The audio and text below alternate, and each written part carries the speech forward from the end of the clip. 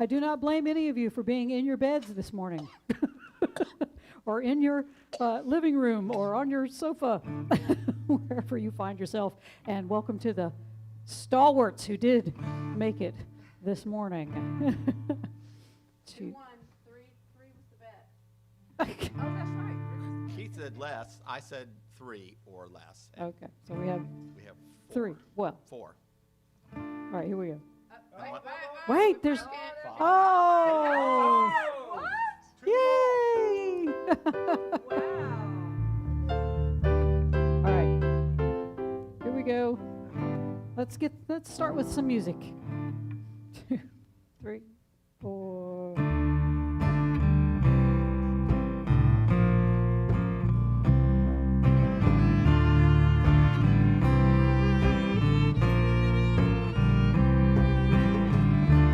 Does the ocean search for water? Memory place in time. Would light seek illumination and wish upon a star to shine? We are what we are, divine and liberated. We are what we are, we're spirit incarnated. We are what we are, and one with all creation. We are what we are, we are our own salvation.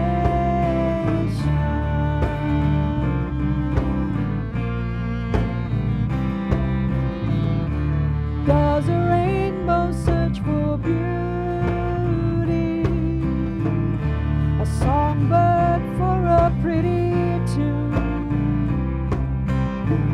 A stroke of genius inspiration? A rose to find a sweet perfume? We are what we are, divine and liberated. We are what we are, we're spirit incarnated. We are what we are, at one with all creation. We are what we are our own salvation.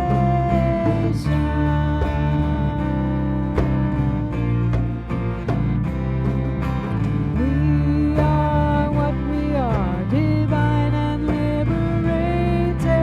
We are what we are, we're spirit incarnated. We are what we are, at one with all creation. We are what we are our own salvation. We are our own salvation.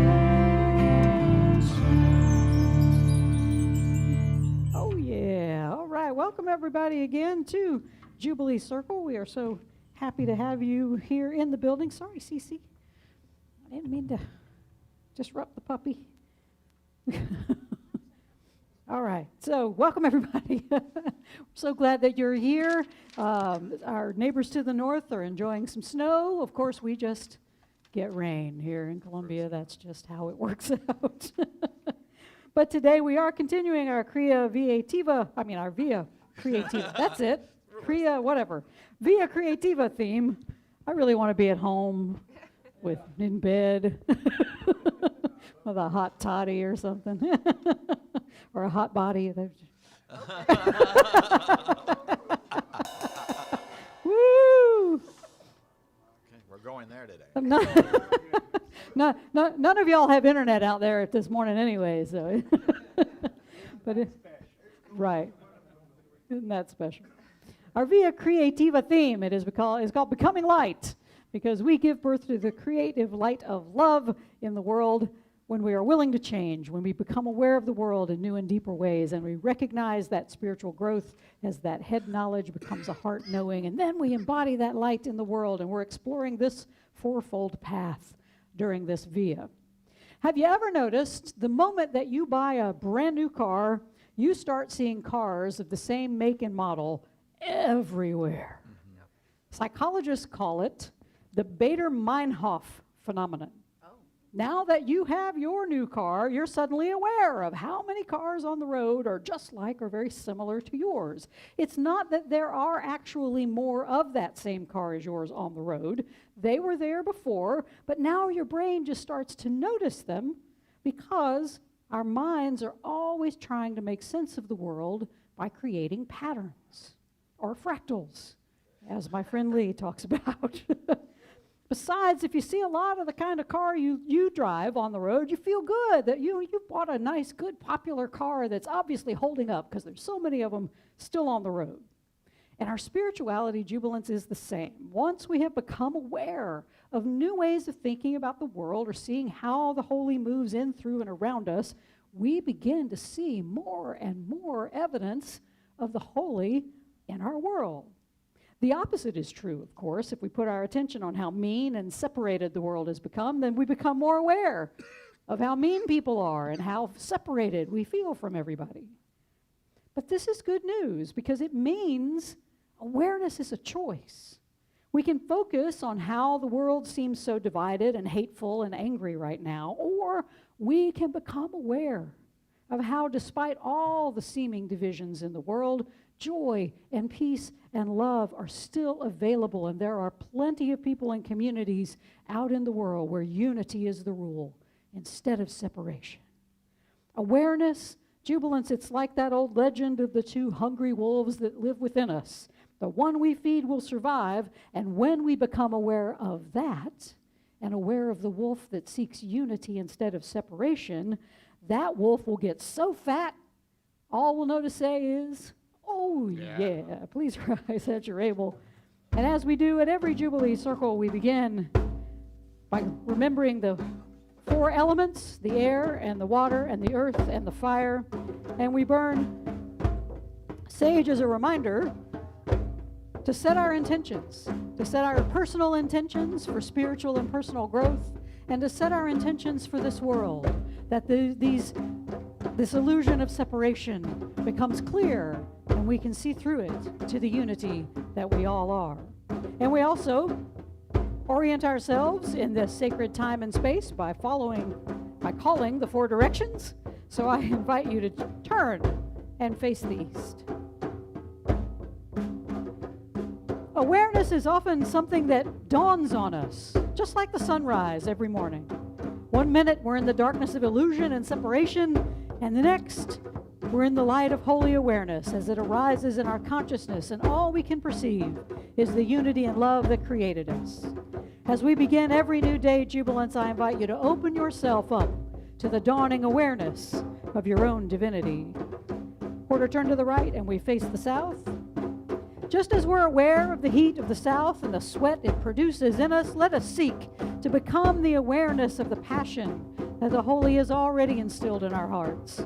We each have a passion toward unity and away from separation, but often we fall into the ego's traps of competition and arrogance.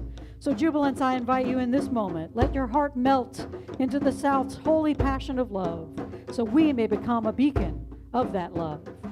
Quarter turn to the right, and we face the west. As the sun sets and the stars arise at night, our awareness can also be dimmed by the tricks and manipulations of the ego. In those moments, we can remember the light of our awareness and correct our course much faster when we begin to chase the shiny, unfulfilling desires of the ego. So I invite you, Jubilance, in this moment, when your awareness of spirit dims, remind yourself that you are the light of the world and you can shine anywhere. Quarter turn to the right, and we face the north. The cold and barren times in our lives also can put a damper on our awareness of God's inner light and the love that surrounds us at all times. So I invite you, Jubilance, to remember that even when the earth is frozen, tiny seeds are already preparing to bloom and bring forth new growth. We too are being primed for growth in our own frozen times. And in our season, we will bloom with love.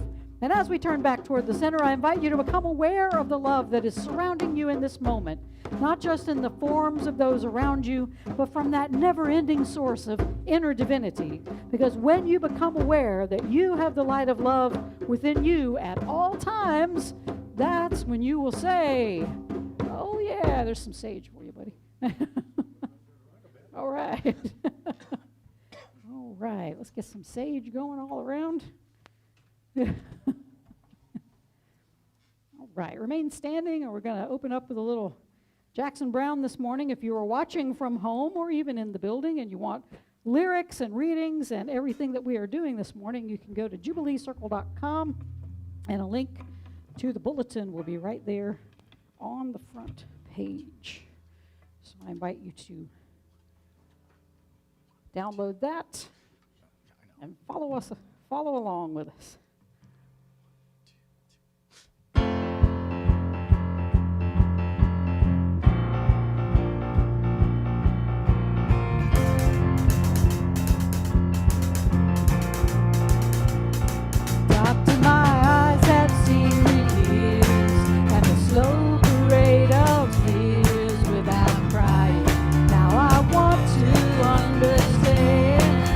Another. I had done all that I could to see the evil and the good without hiding. You must help me if you can. Greet the baby, doctor, my eyes. Tell me what is wrong, was I unwise to leave them open for so long?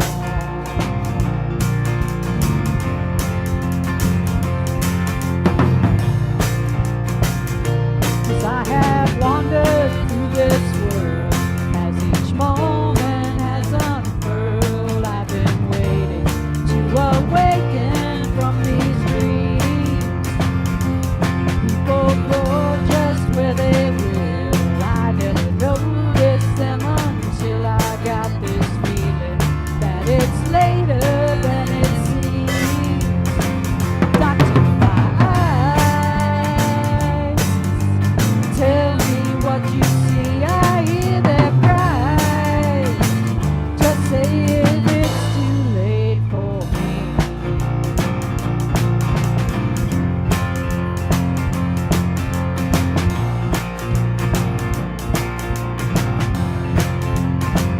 Doctor, my eyes cannot see the sky. Is this the price for having learned how not to cry?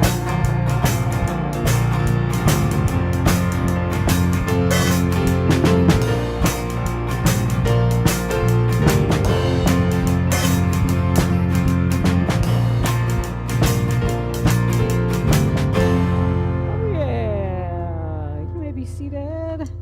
Welcome again, everyone. Thank you so much for joining us on this rainy and cold morning. I have heard this called miserable weather, but I will tell you that what is happening outside is simply weather. Whatever misery you feel is produced by you. So it is only what you think it is, and so it's just weather. This is what it's doing outside. So let us rejoice that we are here to experience weather. Oh yeah.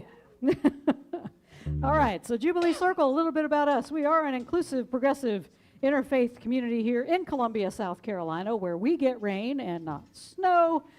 And we teach the timeless common wisdom of love and unity found in mainstream religions, in metaphysical philosophies, mysticism, and inspired secular and religious writers and teachers throughout the ages. We use popular music, and we use teachings and weekly celebrations, educational and artistic events, and other community-building activities while we're trying to build this space for everybody to experience transformation so they can then go out and be that transformation in the world. And we believe we are here to expand our souls, to find that deeper meaning in life, to renew our commitment to love and peace and justice, learn how to love wastefully, and undergo a transformation from the inside out so we can live more fully into our higher divine self. And we also recognize we're part of God's good creation. We are formed in love and joy as well as stardust. But we humans, we forget this. We believe instead that we have been born into this world of separation and paradox where you're over here and I'm over here and we're separated. And then we start judging.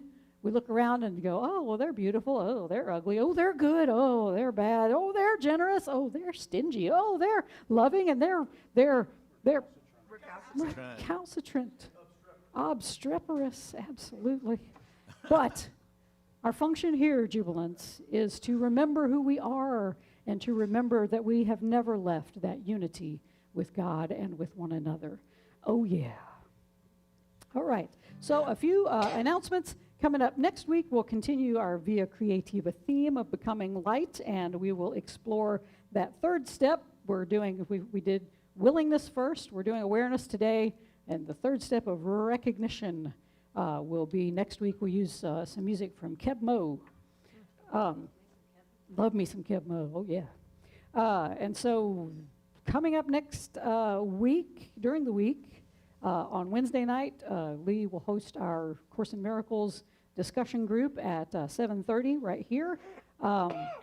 Thursday, we'll continue our meditation workshop. We had about 9 folks, I believe, show up last Thursday night for the beginning, and we did a little core breathing exercise, and so we're going to build on that core breathing exercise and talk about other ways to meditate, other sort of practices, because if you're looking for a meditation practice and you think, I can't sit and clear my mind, well, that's not exactly what it's all about. So we will teach you other techniques to get into meditation, and we will, this is a 6-week workshop, and so after the 6 weeks, we'll reevaluate and see if people just want to come and meditate every Thursday night, so we can do that too.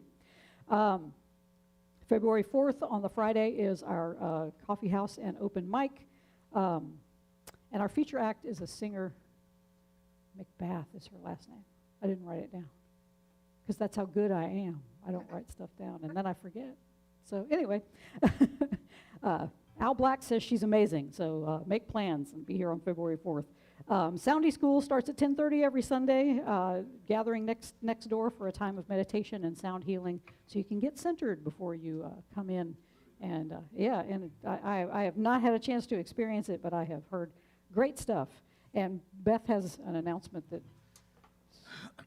Okay. So some of you might know that January is, so the Interfaith Partners of South Carolina deemed January Interfaith Harmony Month. And so they have lots of events going on throughout the month. And we are participating, sort of, in a couple of different iterations this month. On January 27th, there's an event. Candace and I are participating sort of in a professional regard, though. So anyway, I just want to tell everybody about the event. It'll occur from 10 to 12 in the morning. And again, so it's interfaith harmony is the idea. And then some of you might know that my job every day, Monday through Friday, is to work on helping seniors get connected to benefits that they may need.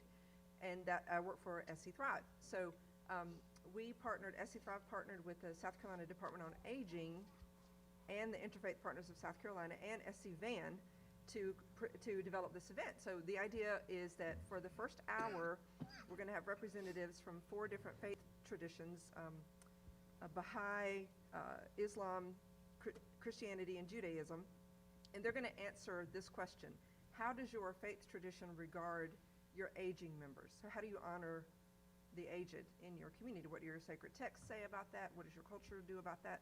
And so they're going to explore their faith tradition from that perspective. And then the second hour, we will have representatives to discuss, again, resources that are available to the seniors. So it's a way to help learn a little bit more about these faith traditions and learn about some resources that are available at the same time. So it's free, of course.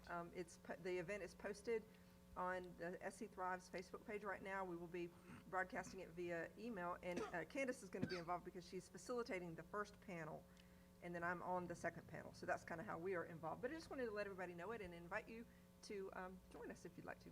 What's the date and time again? The 27th of January from 10 to 12. And we'll post a link on the Jubilee Facebook page so y'all can join us when we have a link. All right. Hear these wise and holy words. From A Course in Miracles, Chapter 7. Aware of its weakness, the ego wants your allegiance, but not as you really are. The ego, therefore, wants to engage your mind in its own delusional system, because otherwise the light of your understanding would dispel it. It wants no part of truth, because the ego itself is not true. If truth is total, the untrue cannot exist. Commitment two either must be total. They cannot coexist in your mind without splitting it. If they cannot coexist in peace, and if you want peace, you must give up the idea of conflict entirely and for all time. This requires vigilance only as long as you do not recognize what is true. While you believe that two totally contradictory thought systems share truth, your need for vigilance is apparent. Your mind is dividing its allegiance between two kingdoms, and you are totally committed to neither. From Persian Sufi poet Hafez Shirazi, you are not yet aware. Become the possessor of awareness. If you haven't traveled, how can you be a guide? In the Academy of Realization, pay attention to the adept in love, so that one day, O son, you may become a father. Wash your hands of the cheap metals of existence like the mature, so that you may find the philosopher's stone of love and be gold yourself. If the light of the love of truth falls on your heart and soul, you will be more beautiful than the sun of the skies. For one moment, drown yourself in the sea of God. Don't think the 7 seas will wet a single hair of yours. From head to toe, you will become the light of God when you lose yourself on this resplendent road. Once God's face becomes the only thing you see, you will surely become a master of vision. When the basis of your existence is overthrown, empty your heart, for you will also be overthrown. These are wise and holy words. Thanks be to the holy. All creation is holy word. All creation speaks volumes of the holy. Hallelujah. All right. So usually, I do not explain songs before the sermon. But I really do want to explain this one, because a lot of the songs I pick, you kind of have to make a gyration toward the spiritual to go, oh, he kind of sounds like he's singing about a girl. I mean, how is that about spirit or ego or whatever? This song is actually quite deeply spiritual. It's a Who song. It's called Naked Eye, and it comes from their 1970 release, Odds and Sods. And Pete Townsend, who is the guitar player and the writer of this song, is a devotee, is a follower of Meher Baba. And he has been since the 60s and 70s. He's been a long-time follower of Baba. And, Baba has a center here in South Carolina, in Myrtle Beach. The Baba Center is open for people to come and experience Baba, and where he spent most of his time down in Myrtle Beach, which is amazing for South Carolina, that we have something like that in our state. But this song, I started listening to this song when I was a teenager, and so I didn't know anything about, I just thought it was a cool song. And now I read the lyrics, and I get it. So verse 1, because the band was like, you're going to change the lyrics on this song? And I'm like, no, because this is all about spirit. In verse 1, he talks about the ego. These are the trappings of the ego.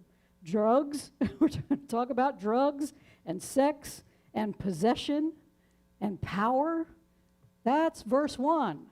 It's all about the ego. And the refrain in this song is, it all looks fine to the naked eye, but it don't really happen that way at all. The naked eye is the ego that sees this world as what we gain from the outside. Sex, drugs, power, possessions. These are the things that the ego wants us to pursue. In the second verse, he gets to the heart of what the problem is here, and that is the problem of separation. The best 2 lines in this song, in my opinion, you sign your own name and I sign mine. They're both the same, but we still get separate rooms. Our names are the same. We are all beloved. We are all extensions of God, all spirit. But we get these separate rooms. We get these separate bodies. And we think that we're in separate places, but we're not. And he said, and here's the line that everybody wants me to change. You can cover up your guts, and our flesh suit does that, but when you cover up your nuts, you're admitting that there must be something wrong. So we think we're vulnerable. And we can cover up our guts, that's on the inside. But when we cover up something that hangs on the outside, that's where we think we're vulnerable, out here. But we're not. We're not vulnerable anywhere, inside or out, because we are eternal. Press any button, milk and honey flows. The world begins behind your neighbor's wall. These are the riches of the world that we think we're supposed to be after. And all that looks fine to the naked eye, but it don't really happen that way at all. And in the end, you hold the gun and I hold the wound, and we stand looking in each other's eyes. Ever been on Facebook? Facebook wasn't around when Townsend wrote that line, but that's Facebook. You hold the gun, I hold the wound. There we are, attacking each other all over the place. We both think we know what's right, both know we know what's wrong, because there's always somebody wrong on the internet, right? We know. We tell ourselves so many, many lies. We're not pawns in any game, not tools of bigger men. There's only one who can really move us all. This song, I don't have to spiritualize this song at all.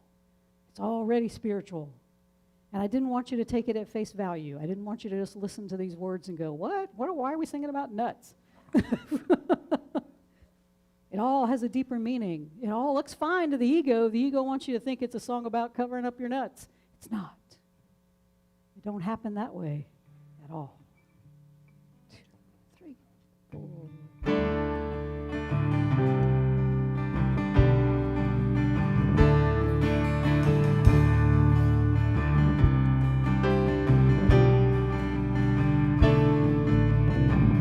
Take a little dope and walk out in the air.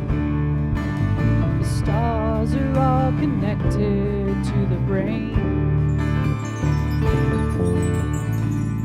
Find me a woman and lay down on the ground. A pleasure comes falling down like rain. Get myself a car. I feel power as I fly. Oh, now I'm really in control. It all looks fine to the naked eye, but it don't really happen that way at all. Don't happen that way at all.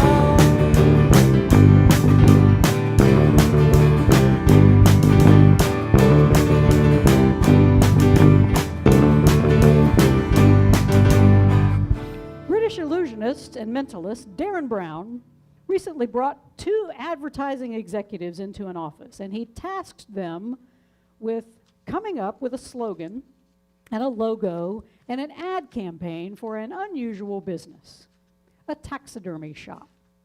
So Brown showed them an example of what the shop does by placing a taxidermied cat on the table.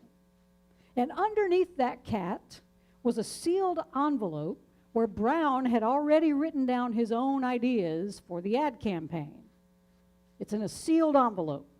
And he tells them they have a half an hour to create the campaign, and he walks out the door and leaves them to it.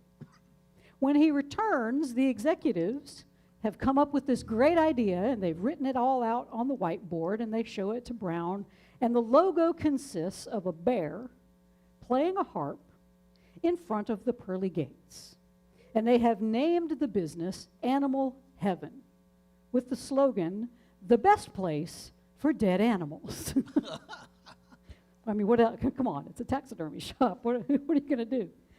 So then Brown pulls out the envelope from underneath the cat that has been sitting in the room with the executives the whole time, and he unseals the envelope and pulls out what he had already written up before they even started. And the executives gasped. The logos were almost identical. Brown had drawn clouds and a bear and a harp in front of Heaven's Gate. The only thing that was different was the name of the business. He had called it Creature Heaven instead of Animal Heaven. So how did Brown so accurately predict what these ad executives would come up with? Well, it's all part of a psychology known as choice architecture, which posits that the choices we make are influenced, either consciously or unconsciously, by how they are presented to us. Marketers understand this phenomenon very well, and they intentionally make things confusing or difficult to understand to guide us into making the choices that ultimately really benefit them and may not benefit us much at all. Have you ever tried to sign up for a free trial of something, right? Free 7 to 14-day trial. And either in that time you forget to unsubscribe or cancel, or if you are really set on canceling, you might find it hard. Some of the way, they make it confusing or hard for you to actually cancel that subscription before it goes into effect. This is choice architecture at work. Like a roach motel, it's easy to get into the subscription, but you're not getting out. The ego is also a master of choice architecture. It's kind of like those folks who write the interminably long and tedious and difficult to understand terms of service that we all just scroll to the bottom of and mindlessly click accept so we can get to the next screen because that's where we really want to be. In one experiment, the terms of service that participants had to scroll through included a clause where they agreed to give the company their firstborn child. Sorry, Rebecca and Cal. If you agreed to that, Arlo's not yours anymore. In the experiment, how many people clicked accept? All of them. Just about 98%. They never knew that they had made that deal. And this jubilance is how we live our lives. We just click on the ego's terms and conditions. We don't read it. We don't pay attention to what it's asking us to do. And what it asks us to do ultimately costs us a chance at true joy and peace and love. The ego may not demand that we give it its firstborn child, but it does demand that we give up our pursuit of trying to become aware of who we truly are.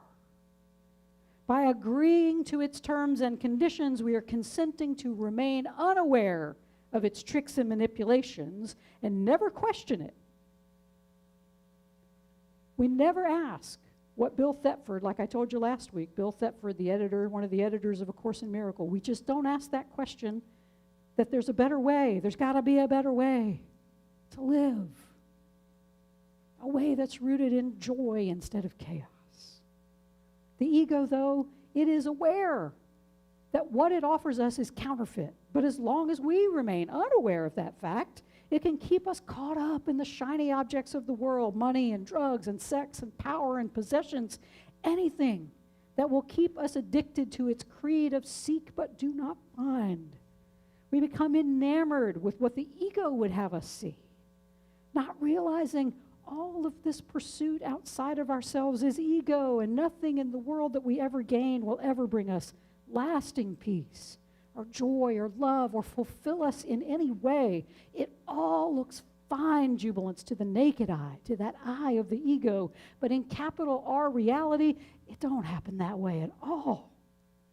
If you want peace, A Course in Miracles says, you must give up the idea of conflict, and the conflict is between the ego and the holy. You must give up the idea of conflict entirely and for all time.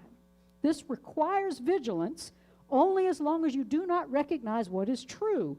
While you believe that two totally contradictory thought systems share truth, your need for vigilance is apparent. Your mind is divided. It has divided its allegiance between two kingdoms, and you are totally committed to neither. Awareness, jubilance, is how we leave the realm of ego and fully enter into that realm of spirit. Awareness of the ego's tricks and the futility of pursuing its goals is how we recognize the truth about ourselves. We are not this ego. We are not meant to just flit from one thing to another and never feel fully satisfied. We are beloved children of God who possess the light of the world within. Which, jubilance, that means we already have everything we will ever need. But the ego wants to keep us from seeing this capital R reality because, as the Course says, the light of your understanding would dispel it. The light of your understanding who you truly are would dispel your ego. It would have no more power over you. You'd still have an ego because you'd still be here, but it wouldn't be driving the bus anymore. It's not the one telling you what to do. You rely on Spirit for that. So the choice becomes easy. Do you want to endlessly seek for love, joy, and peace outside yourself and never find it? Or do you want to be able to see that love and joy and peace you seek in this very moment within you? The key that unlocks this awakening is awareness. Breathe deeply. 2, 3, 4.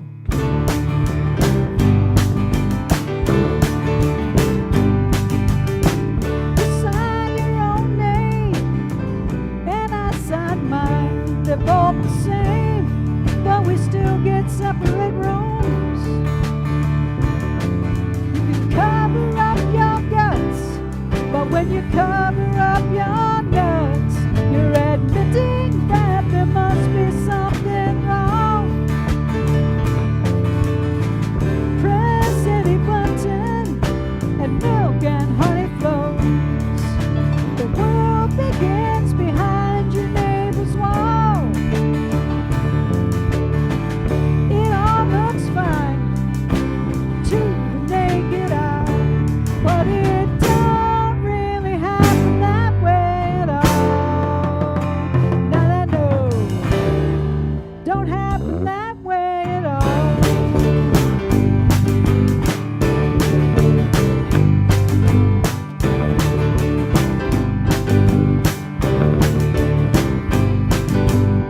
You who are not yet aware, become the possessor of awareness, wrote that Muslim mystic poet Hafez. Mentalist Darren Brown is a possessor of awareness, which is how he so easily predicted what kind of ad campaign these executives would come up with, because they were not aware. Before they were put into that office to design the campaign, Brown had the two men picked up in a cab in front of the London Zoo. The zoo's entrance features a huge wrought iron gate, sort of like the gates of heaven.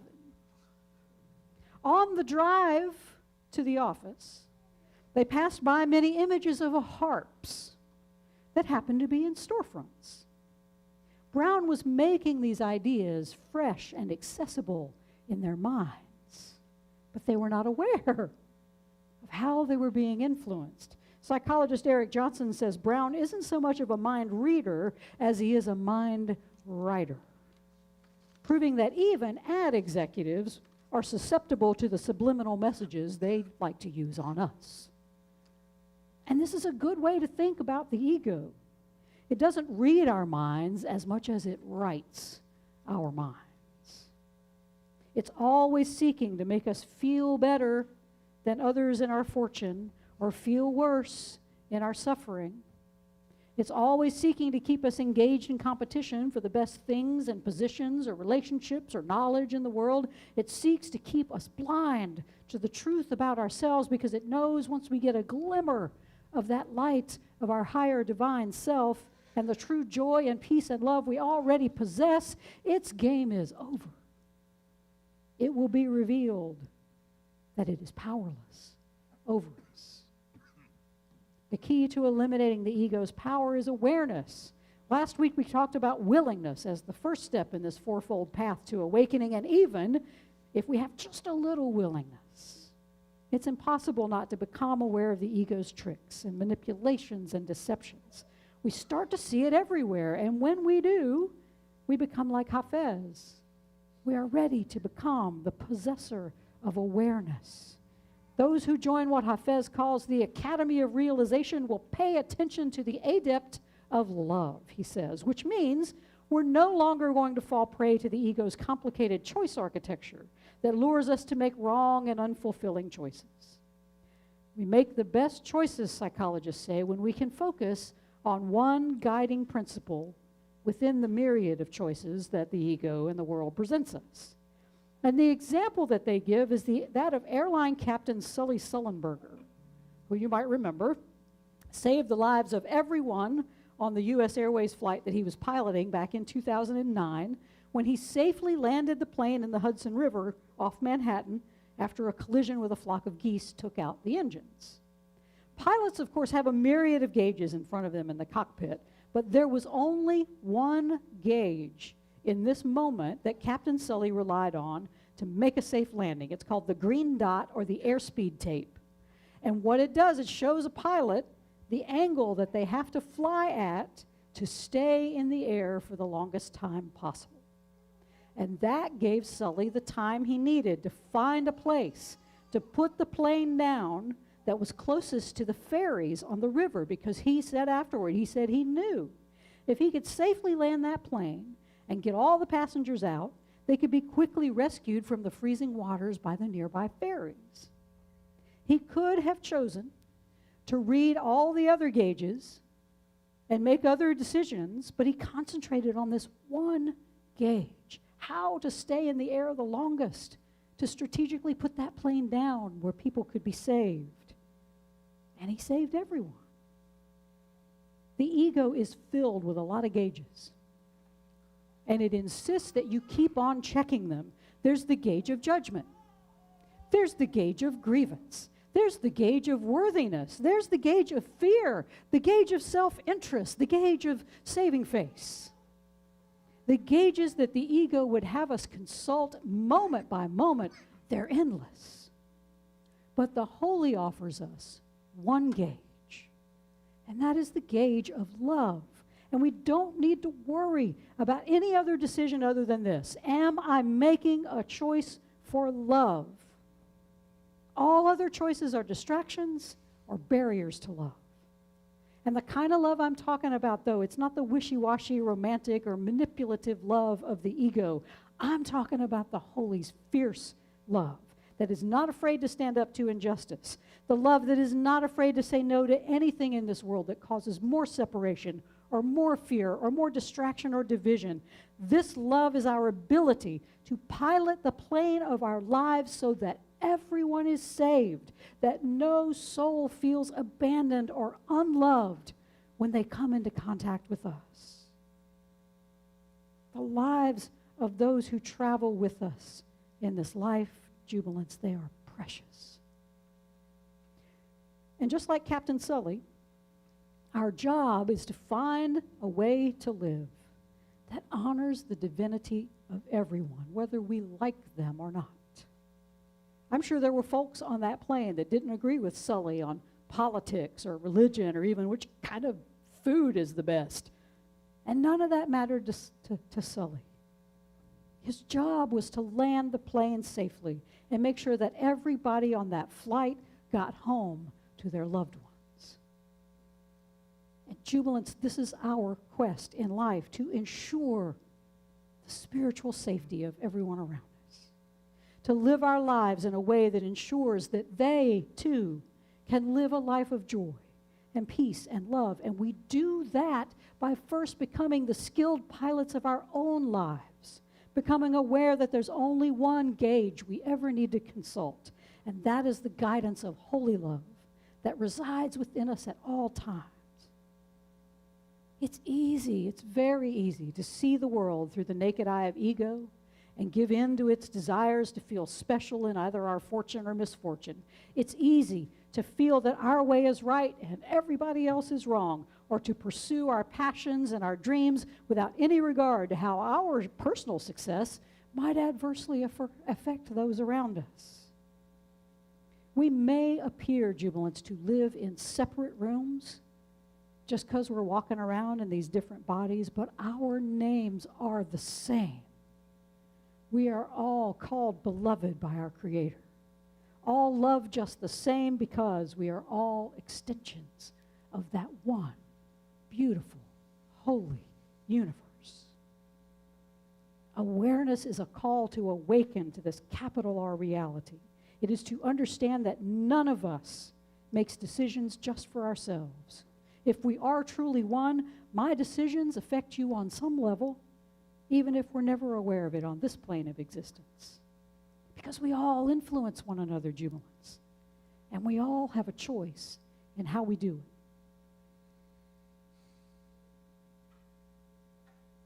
We can allow the ego to unconsciously fill our minds with images of fame and fortune and other desires it says will fulfill us. Or we can check the one gauge, that one gauge of love to guide us to become so full of God's holy light that every choice we make will ensure that we will awaken to our oneness. And because we have awakened to our oneness, we can help all of us arrive home together, safe and sound. If the light of the love of truth, Hafez writes, falls on your heart and soul, you will be more beautiful than the sun of the skies. For one moment, drown yourself in the sea of God. Don't think the 7 seas will wet a single hair of yours. From head to toe, you will become the light of God when you lose yourself on God's resplendent road. Once God's face becomes the only thing you see, Hafez says, you will surely become a master of vision. When the basis of your existence is overthrown, empty your heart, for you will also be overthrown. I invite you, jubilants, this morning, embrace awareness so that, as Hafez says so beautifully, you may find the philosopher's stone of love, the one gauge, and be gold yourself. Oh yeah. 2, 3, 4.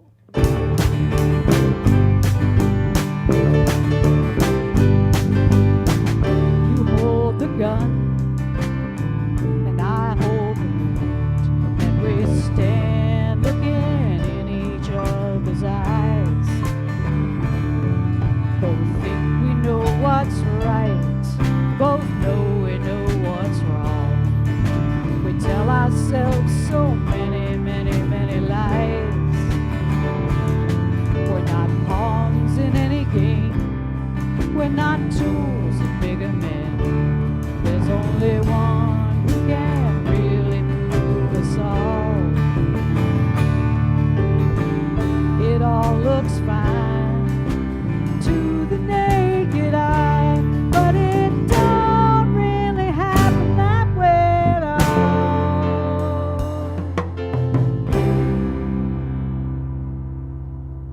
Oh yeah.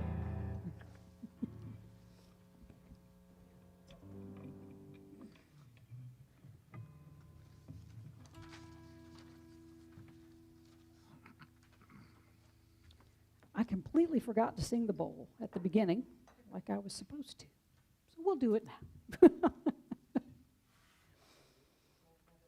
Old habits die hard. We've been doing it for years that way, and it just, woo, to try to change it up, even I get confused. So I invite you during this time. I invite you, when you get home, listen to that Who song. It's amazing. Our friend Bruce Clark has been having some sinus troubles and hasn't been feeling well, so he hasn't been here a couple of weeks. But when he's back, we'll do that. We'll do that whole song because I think he could make it really sing with some lead guitar parts. But I invite you. This song to me says it all, man. It all looks fine to the ego, but that's not really what's happening here. And so I invite you in this meditation time. Look beyond. Try to see beyond your ego. And your ego is going to go, you can't do it. And that is the moment that you know you're close. When the ego puts up a fight. I invite you. If you want to stare at Arlo, that'll get you past the ego. Right there. That beautiful face. You see, though, we are all Arlo. We're all still just innocent babies. Every single one of us. So remember your innocence. That'll get you past the ego, because the ego didn't have any. So remember your innocence in this moment.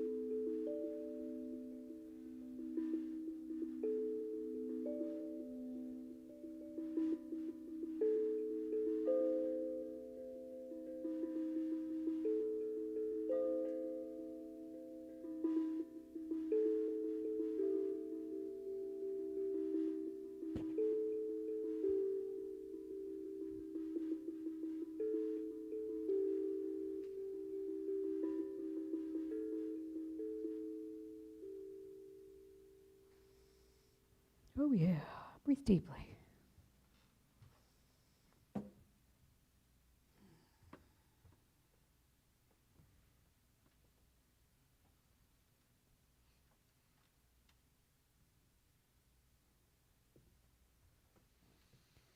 The ego tells us that there's never enough. There's never enough time. There's never enough love. There's never enough. What else? What else is there never enough of? Money, Money. musical Never. instruments, guitars. Musical instruments, guitars, right. There's never enough. There's never enough. And it gives us proof. Look at your bank account. And it says that's proof. There's never enough. How are you going to pay for this? How are you going to pay for that? I've looked at Jubilee's bank account and said the same thing. How am I going to do that? And that's just the ego, because there's always enough. We're still here. 2 years, entering the third year of this friggin' virus. We're still here. There's always enough. There's always enough. There's always enough. And many times you'll find there's more than enough. And there's always been enough for Jubilee. My ego wants more. Always does, because that's what ego's here for. Well, if there's enough, well, then more ought to be better. But the reason we're still here is because of the generosity of those who want this community to be here. And so thank you for that. Thank you for knowing that you have enough. And you have more than enough, and so you share. And thank you for sharing with Jubilee so we can have enough. And then we can share because we know we have more than enough. And that's how the world works. Giving is receiving. It is all the same. As you give, we receive, and then Jubilee gives and others receive, and they give and receive and give and receive, and it all happens. So thank you for all of your generous support, for your ability to give and to receive, and to know that there is always enough, no matter what the ego might say. There's always enough, Arlo. There's always enough food, enough sleep. Not for the parents. So says the ego. So says the ego. All right. So here in the building, we're going to do a short little discussion about what we've heard today. Y'all out there, safe and dry in your beautiful and lovely homes. Thank you for joining us. Thank you for being here. And remember, what we say, the two things that we live by here at Jubilee Circle is, if the only prayer you ever say in your entire life is thank you, it will be enough, because we understand giving and receiving are one. We understand there is enough. We understand that the way we walk in this world is through love and gratitude. And so we say thank you. And we say, oh yeah. So thank you for joining us out there in TV land. Have a great week. Oh yeah.